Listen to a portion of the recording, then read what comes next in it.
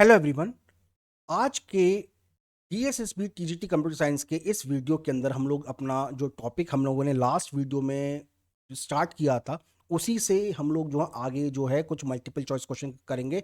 तो कि टॉपिक का हमारा नाम था society law ethics and societal impact. Okay, तो इससे रिलेटेड मैं पहले 10 क्वेश्चन आपके लिए पहले अपलोड कर चुका हूँ पिछले वाले वीडियो में। तो आपने अगर उस वीडियो को नहीं देखा है तो प्लीज़ जाके इस वीडियो के बाद जो है उस वीडियो को ज़रूर देखने की कोशिश कीजिएगा। ओके, तो ये सारे जो वीडियोस हम लोग आपके लिए क्रिएट कर रहे हैं वो आपकी preparation DSSB TG computer science की प्रिपरेशन को ध्यान में रखते हुए कर रहे हैं।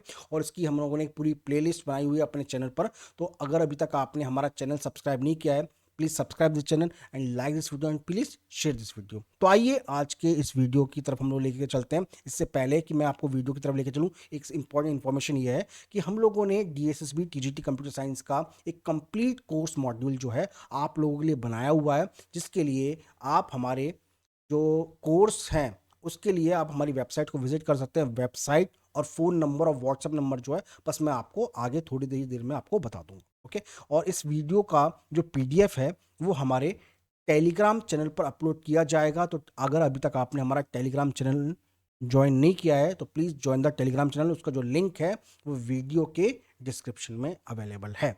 चलिए, अब हम लोग जो है इन क्वेश्चंस को एक एक करके आपको बताते हैं। पहला क्वेश्चन ये है, a software product is distributed with permission to study, modify and redistribute its source code. अब इस तरह के सॉफ्टवेयर को हम लोग क्या कहेंगे? यानी एक ऐसा सॉफ्टवेयर प्रोडक्ट है जिसको डिस्ट्रीब्यूट किया जा सकता है, यानी उसको डिस्ट्रीब्यूट करने की परमिशन है। आप उसको पढ़ सकते हैं, आप उसको मॉडिफाई कर सकते हैं, इवन आप उसको सेल भी कर सकते हैं, आप उसको रीडिस्ट्रीब्यूट भी कर सकते हैं। तो इस तरह के सॉफ्टवेयर को हम लोग क्या कहते हैं? इस तरह के हम लोग प्रोप्राइटरी सॉफ्टवेयर कहते हैं। नहीं, प्रोप्राइटरी सॉफ्टवेयर वो सॉफ्टवेयर होते हैं जिसको यूज़ करने के लिए उसे हमें परचेज करना पड़ता है। क्या ये पायरेटेड सॉफ्टवेयर है? नहीं, पायरेटेड सॉफ्टवेयर नहीं होता। पायरेटेड सॉफ्टवेयर वो होते हैं जब हम लोग एक लीगल सॉफ्टवेयर को बेचते हैं, और लीगल सॉफ्टवेयर बेचने का अधिकार केवल उस कंपनी को है जो कि उसको उसने राइट्स ले रखे हैं। तो पायरेट सॉफ्टवेयर को एक तरीके से सेल करना एक तरीके का ऑफेंस है। कमर्शियल क्लोज सॉफ्टवेयर नहीं, वो कमर्शियल क्लोज सॉफ्टवेयर भी नहीं है। इस तरह के सॉफ्टवेयर को जिसके अंदर हमें परमिशन है उसको पढ़ने की, उसको मॉडिफाई करने की और उसको दोबारा से उसके सोर्स कोड में चेंज करके उसको रिडिस्ट्रीब्यूट करने की, और आप उसको रिडिस्ट्रीब्यूट करने के सेल भी कर सकते हैं। तो ऐसे सॉफ्टवेयर को हम लोग जो है ओपन सोर्स सॉफ्टवेयर कहते हैं। क्या कहते हैं? ओपन सोर्स सॉफ्टवेयर कहते हैं। तो प्लीज मार्क करिए be as a correct answer. Okay, clear है? सारी टर्म्स मैंने आपको समझा दी होंगी। Next question, question number 12, a user receives an email apparently from a banking asking for the login credential. The URL resemble the bank website but differ by one character. अब देखो, ये एक तरीके का ऑफेंस है। कैसा ऑफेंस है अभी मैं आपको बताता हूँ। जब आपको कोई ईमेल मिला, उसमें ये बोला जाता है कि बैंक आपके लॉगिन आईडी एंड पासवर्ड मांग रही है। तो अब पहली बात तो बैंक ऐसा कभी करती नहीं है। बैंक कभी भी ऐसा नहीं करती है।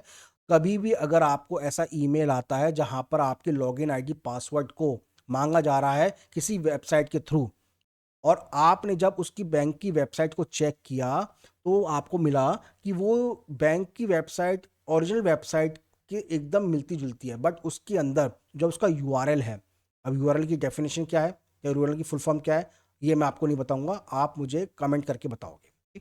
और उसके यूआरएल में पूरा का पूरा बैंकिंग की यूआरएल है एकदम, बट उसके अंदर एक कैरेक्टर या तो मिसिंग है या ऐड है। ठीक है, तो इस तरह के अटैक को हम लोग क्या कहते हैं? Denial of service attack, ransomware attack, phishing attack या स्पूपिंग ऑफ हार्डवेयर। तो इस तरह के अटैक को हम लोग कहते हैं फिशिंग अटैक। क्या कहते हैं? फिशिंग, यानी इसमें हमारी जो वेब मतलब जो हैकर ने या कोई पर्सन ने जो आपकी मतलब किसी तरह से कुछ इंफॉर्मेशन गैदर कर कर वो ईमेल आपको सेंड किया है, उसे हम एक तरीके से हैकर नहीं बोलेंगे, उसको कुछ और टर्म तो यूज करते हैं। तो वो जो पर्सन है वो एक तरीके से आपके लॉगिन आईडी एंड क्रेडेंशियल मांग रहा है जिससे उसका वो मिसयूज कर सके। ठीक है, तो ये जो है एक तरीके का फिशिंग अटैक होता है। फिशिंग अटैक में हूबहू वैसी ही वेबसाइट बनाई जाती है जब एक तरीके के जिसके क्रेडेंशियल आपके पास है। फॉर एग्जांपल, मैंने एक कोई मान लो कोई कंपनी है, कोई कोई ऐसा कोई कोई कोई पर्सन है, उसने आपका जीमेल अकाउंट का ईमेल एंड पासवर्ड मांग लिया, और जब आपने जीमेल आईडी पासवर्ड उसमें डाला तो आपको पता चला कि भाई जीमेल की तो वेबसाइट ये लग रही है, पर ये जीमेल की वेबसाइट नहीं है, क्योंकि जब आपने इसका एड्रेस चेक किया तो आपको एकदम लगा कि यार ये तो एकदम अलग ही चीज़ है। जीमेल का ये इसमें जो यूआरएल है वो एकदम अलग है। इसलिए कहते हैं जीमेल के अंदर हमेशा two way password protection use करना चाहिए। यानी अगर आप उसमें यूज़र नेम पासवर्ड डाल भी दोगे ना, तो भी आपका जो उसका जो एक ओटीपी है वो आपके फ़ोन नंबर पे आएगा, और इससे आप उस पर्टिकुलर हैकर को अगर गलती से अपना यूज़र आईडी पासवर्ड दे भी देते हो, वो फ़ोन नंबर जो है वो आपका ट्रेस नहीं कर पाएगा। बट आजकल बहुत सारे ऐसे हैकर भी हैं कि आपके फ़ोन को भी पहले वो क्या कर लेते हैं, उसको हैक कर लेते हैं। तो जब भी उसका कोई ओटीपी पासवर्ड आपके पास आता है या कोई ओटीपी आता है तो वो उसको भी मिल जाता है। तो इस तरह की चीज़ों को थोड़ा सा बच के रहा करिए। इसमें इस तरह के जो अटैक्स होते हैं आजकल बड़े कॉमन हो गए हैं। Please mark C as a correct answer. Next question, question number हाँ, मैं आपको बता रहा था कि पहली बात तो भाई हमारा जो वेबसाइट है वो है www.bsaacademy.in, और हमारा जो व्हाट्सएप नंबर है हमारा कॉलिंग का और नंबर जो है वो हमारे ये दो नंबर है 9827833044 और 7049922693। इन नंबर पे कॉल करके या व्हाट्सएप करके आप हमारे कोर्स से रिलेटेड कोई भी जानकारी ले सकते हैं। हम अपने अपने इस पूरे चैनल पर हम आपकी जो भी टीचिंग जॉब आप प्रिपरेशन कर रहे हैं, वो भले किसी भी टीजीटी पीजीटी की हो, भले DSSB KVS NVS BPSC EMR, या आपकी कोई भी स्टेट लेवल की कोई भी प्रिपरेशन आप कर रहे हैं, उन सभी के लिए हम लोग कोर्स क्रिएट करते हैं। तो इसके लिए आप हमारे व्हाट्सएप नंबर पे कांटेक्ट कर सकते हैं। Next question, question number 13, which statement most accurately distinguish plagiarism from copyright infringement. यानी इनमें से कौन सा ऐसा स्टेटमेंट है जो कि ये बताता है एक तरीके से, जो कि ये बताता है कि आप जो है एक तरीके से प्लेगरिज्म जो है वो मतलब प्लेगरिज्म को कॉपीराइट से अलग करता है, मतलब दोनों में अंतर बताता है। बोथ ऑलवेज अगर टुगेदर, क्या हमेशा दोनों के दोनों इकट्ठे एक साथ होते हैं। Plagiarism is primarily ethical, copyright infringement is primary legal. ठीक है भाई, मतलब प्लेगरिज्म जो है वो एथिकल एक तरीके का वर्क है, और जो कॉपीराइट इन्फ्रिंजमेंट है वो एक तरीके का लीगल मतलब ऑफेंस में आता है। Copyright infringement is ethical, plagiarism is, इसको उल्टा कर दिया, and neither involve intellectual property. ये तो गलत है, डी स्टेटमेंट एकदम गलत है। ठीक है, अब देखो अगर इसमें देखा जाए कि जो आपका जो कॉपीराइट है, तो कॉपीराइट के लिए अगर देखा जाए तो कॉपीराइट जो है जब भी कोई ऑथर उसको क्रिएट कर, मैंने देखो कॉपीराइट के बारे में मैंने लास्ट वीडियो में बहुत डिटेल में मैंने बताया था कि कॉपीराइट ना, जब आप कॉपीराइट इन्फ्रिंजमेंट करते हैं तो एक तरीके का लीगल बर्डन आपके ऊपर आ जाता है। ठीक है, और जब देखो प्लेगरिज्म का मतलब क्या है, वो एक ऐसा एक कोई ऐसा डॉक्यूमेंट है जो कि पब्लिक डोमेन के अंदर है।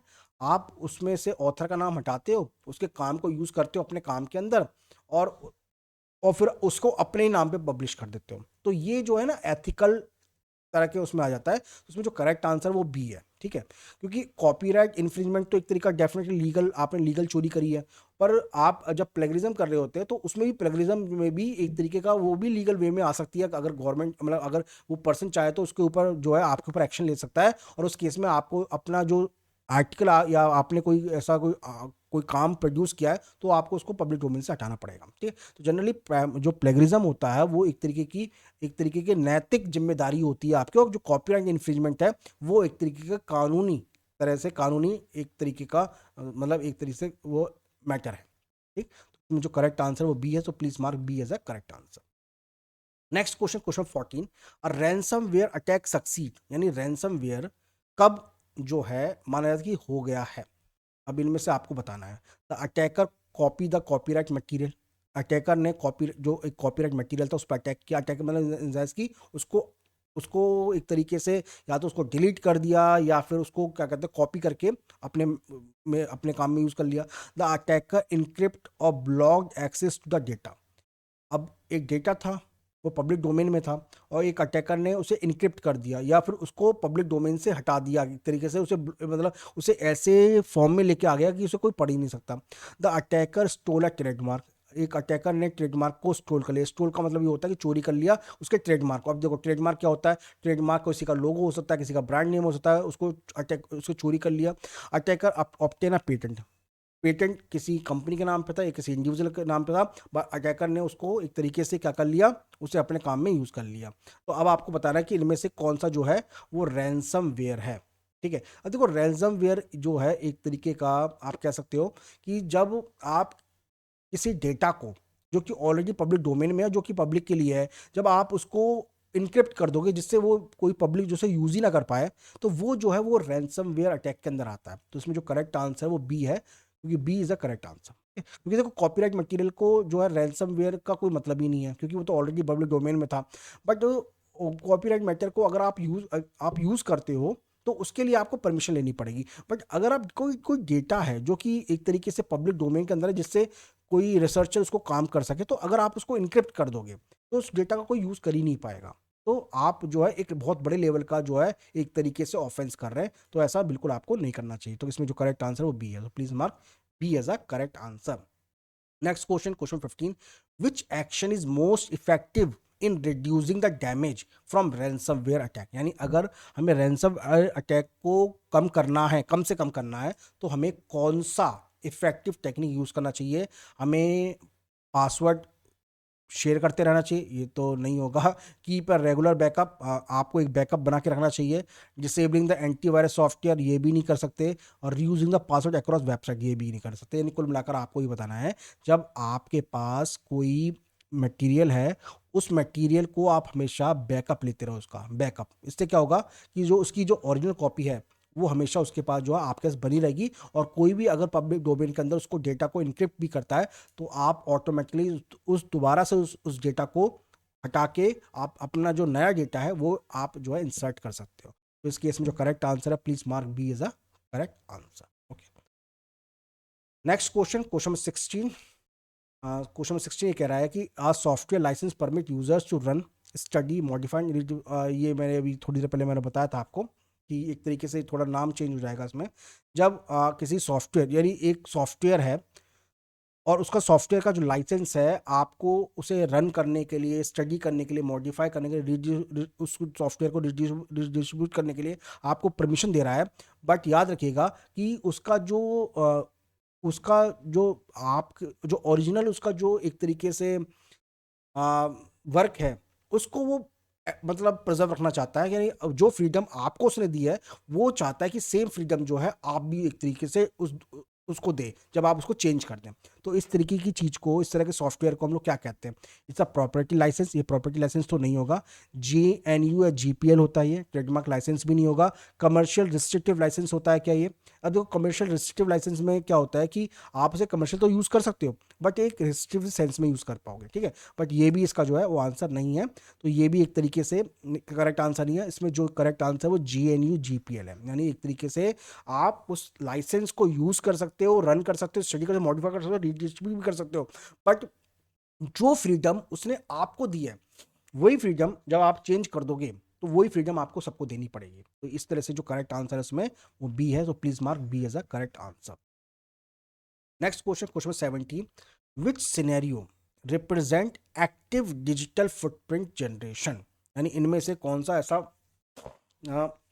डिजिटल फुटप्रिंट का ऑप्शन है जो कि एक्टिव में आता है? पैसिव की बात मैंने लास्ट लेक्चर में की थी। यानी एक्टिव डिजिटल फुटप्रिंट जनरेशन में आता है IP address automatically logged by website, browser recording the cookie information, using a posting or opinion और डिस्कशन फोरम, और server recording the access time. देखो, अब देखो, अगर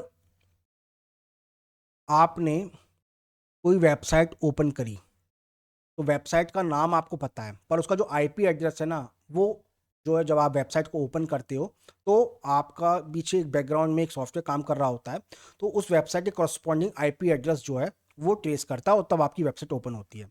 तो ये आपको नहीं पता चलता। यानी जो आपको पता चलता है वो डिजिटल फुटप्रिंट में आएगा, जो आपको पता नहीं चलता वो पैसिव फुटप्रिंट में आएगा, ठीक है। तो ये जो A है, ये पैसिव में आएगा, क्योंकि आपको पता नहीं चलेगा इसके बारे में।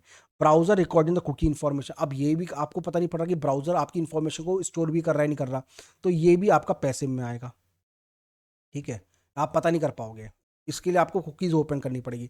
जब आप किसी सर्वर पे जाते हो, आप किस टाइम पर क्या कर रहे हो उसको रिकॉर्ड किया जाता है, ये भी आपको नहीं पता होता, ये भी पैसिव में आता है, ठीक है। ये भी आपका पैसिव में आता है। एक्टिव में क्या आता है? एक्टिव में ये आता है, जो काम, फॉर एग्जांपल आपने ब्लॉग बनाया, ब्लॉग लिखा, आर्टिकल लिखा, डाल दिया, वो एक तरीके से वो एक्टिव फुटप्रिंट जनरेशन में आता है। आपने वीडियो पोस्ट किया यूट्यूब पर, आप उसे चेक कर सकते हो बार बार। तो ये आपका एक्टिव फुटप्रिंट जनरेशन में आता है। उसमें करेक्ट आंसर जो है आपका सी है। So please mark C as a correct answer. C जो है आपका वो correct answer. Next question, question number 18, इनमें से कौन सा स्टेटमेंट ये बताता है which statement about the sensitive person data is most accurate, यानी कौन सा जो है पर्सन डेटा के बारे में, सेंसिटिविटी के बारे में बताता है। Only financial record or sensitive data, sensitive data can not be store digitally, exposure of sensitive data may cause harm, embarrassment और अनफेयरनेस, ठीक है, sensitive data include only password. तो देखो इनमें से कौन सा जो ऑप्शन है वो सेंसिटिव डेटा के बारे में, सेंसिटिव पर्सन डेटा के बारे में एक्यूरेट है, ठीक है। अब देखो सेंसिटिव डेटा केवल पासवर्ड तक ही सीमित नहीं होता, तो ये तो गलत है। Only financial record and sensitive data, ये भी गलत है। Sensitive data can not be store digitally, ये थोड़ा सा ये करेक्ट सा इसमें लग सकता है, बट स्टिल इसको हम लोग जो है ये नहीं बोलेंगे, क्योंकि बहुत सारा ऐसा सेंसिटिव डेटा होता है जो कि हमें स्टोर करना होता है, ठीक है, digitally. Exposure of sensitive data may cause harm, मतलब हाँ डेफिनेटली ये सही लगता है कि सेंसिटिव डेटा अगर ओपन हो गया पब्लिक डोमेन में तो उसकी वजह से आपको मुश्किल हो सकती है, उसको आपको जलील होना पड़ सकता है, और ये अनफेयरनेस में आता है। तो करेक्ट आंसर यही है। Please mark C is a correct answer. क्योंकि अगर सेंसिटिव डेटा, फॉर एग्जाम्पल किसी पर्सन की प्राइवेट फोटो है, वो लीक हो जाती है, तो दुनिया के सामने एक तरीके से उसको थोड़ी समय के लिए एम्बेरसमेंट फील होता है। आपका पासवर्ड है, हैक हो जाएगा या वो दुनिया के सामने आता है, तो कोई भी पर्सन जो है आपका सेंसिटिव डेटा यूज़ कर सकता है, तो वो उसकी वजह से आपको हानि हो सकती है। तो इस तरह की जो चीज़ें होती हैं वो सेंसिटिव डेटा की देख रेख में आती है, ठीक है। तो स्टूडेंट्स हमारी वेबसाइट जो है, हमारी वेबसाइट जो वो इस तरीके से आपके सामने अवेलेबल है, हमारे फ़ोन नंबर अवेलेबल है, तो हमारे कोर्सेज के अंदर आप रजिस्ट्रेशन के लिए आप हमें यहाँ पे कांटेक्ट कर सकते हैं। Next question, question number 19, a person download a licence software package, मतलब एक आदमी ने लाइसेंस सॉफ्टवेयर को डाउनलोड किया, उसकी 100 कॉपी बनाई और उसे डिस्ट्रीब्यूट कर दिया free of cost without permission. यानी एक लाइसेंस सॉफ्टवेयर को कोई भी पर्सन कॉपी करता है, डाउनलोड करता है, उसकी कॉपी बनाता है, उसको सीडी में उसको बेचना स्टार्ट कर देता है विदाउट परमिशन। तो डेफिनेटली ये क्या है, ऑफेंस है। किस तरह का ऑफेंस है? फेयर यूज तो नहीं होगा। एथिकल डिस्ट्रीब्यूशन, ये एथिकल डिस्ट्रीब्यूशन भी नहीं है। ओपन सोर्स कंट्रीब्यूशन, इसे ओपन सोर्स कंट्रीब्यूशन नहीं है। इसे सॉफ्टवेयर पायरेसी कहते हैं। क्या कहते हैं? सॉफ्टवेयर पायरेसी कहते हैं। तो please mark B as a correct answer. Next question, question 20, और ये आज का लास्ट क्वेश्चन है, which of the following pair is incorrectly matched, इनमें से कौन सा पेयर जो इनकरेक्टली मैच्ड है, आपको ये बताना है, ठीक है। तो इसमें अगर आप देखें कि creative common creative work, GNU GPL software licensing, okay, trademark distinguish the brand identity, और patent protection of literary work. तो देखो लिटरेरी वर्क के लिए कॉपीराइट होता है, इसके लिए कॉपीराइट होता है, ठीक है। क्रिएटिव कॉमन जो है वो आपका जो है GNU GPL जो सॉफ्टवेयर लाइसेंसिंग, ये जो सॉफ्टवेयर लाइसेंसिंग है ये अलग तरह से वो होता है। इसमें आप कह सकते हैं कि सॉफ्टवेयर लाइसेंसिंग थोड़े लेवल के लिए, एक मिनट में हमें बताना इनकरेक्टली मैच, ठीक है, इनकरेक्टली मैच बताना है। क्रिएटिव कॉमन क्रिएटिव वर्क बिल्कुल ठीक है, ये भी करेक्ट है, ये भी करेक्ट लगता है। GNU GPL सॉफ्टवेयर लाइसेंस ये भी ठीक है। ट्रेडमार्क डिस्ट्रिक्ट ब्रांड आइडेंटिटी ये भी ठीक है। तो तीनों के तीनों हैं वो जो करेक्ट है। हमें बताना था कि गलत कौन सा, तो गलत हमारा क्या है, डी पार्ट है। पेटेंट जो है वो कॉपी, जो हमारा जो पेटेंट होता है लिटरेरी वर्क के लिए कॉपीराइट होता है, पेटेंट जो होता है वो इन्वेंटिव वर्क के लिए होता है, इन्वेंशन के लिए होता है। तो please mark D as a correct answer. तो स्टूडेंट्स आज के इस लेक्चर में हम लोगों ने काफ़ी सारे क्वेश्चन डिस्कस किए, और ये सारे क्वेश्चन जो है आपके एग्जाम के पॉइंट ऑफ से बहुत इंपॉर्टेंट है। और जैसा कि मैंने बताया कि हम अपने कंप्यूटर साइंस प्लस चैनल के अंदर कि आपकी जो टीचिंग रिलेटेड जॉब्स होती हैं, जैसे TGT है, PGT, जिसमें DSSB, KVS, NVS, BPSC, EMRS, और इवन आपके जो असिस्टेंट प्रोफेसर के लिए UGC नेट की तैयारी होती है, सेट एग्जाम की तैयारी होती है, वो हम लोग इस चैनल पर कराते हैं, स्पेशली कंप्यूटर साइंस सब्जेक्ट के लिए, ओके। तो इसके लिए आप हमारे कंप्यूटर साइंस प्लस को सब्सक्राइब कर सकते हैं, और हमारे सारे कोर्सेज जो है हमारी वेबसाइट पर अवेलेबल हैं। इन कोर्सेज के लिए आप हमारे फ़ोन नंबर पर हमें कांटेक्ट कर सकते हैं, आप हमें व्हाट्सअप कर सकते हैं, ओके। तो अगर भाई आपको आज का वीडियो अच्छा लगा हो, तो ये हमारा इस टॉपिक का सेकंड वीडियो था, और इस सीरीज़ का ये ऑलमोस्ट जो तीसरा वीडियो है। तो उसके लिए आप हमारे चैनल को सब्सक्राइब कर लीजिएगा, और please like this video, please share this video. और अगर आपको अच्छा लगता है तो भाई आप जो है दूसरे स्टूडेंट्स को भी हमारे चैनल को रेफर कर सकते हैं, ओके। तो दिस इज ऑल अबाउट आज की इस वीडियो में। मिलते हैं आपसे नेक्स्ट वीडियो में एक और इम्पॉर्टेंट टॉपिक के साथ और नए कुछ ऐसे इम्पॉर्टेंट मल्टीपल चॉइस क्वेश्चन और थ्योरी क्वेश्चंस के लिए। Okay, thank you.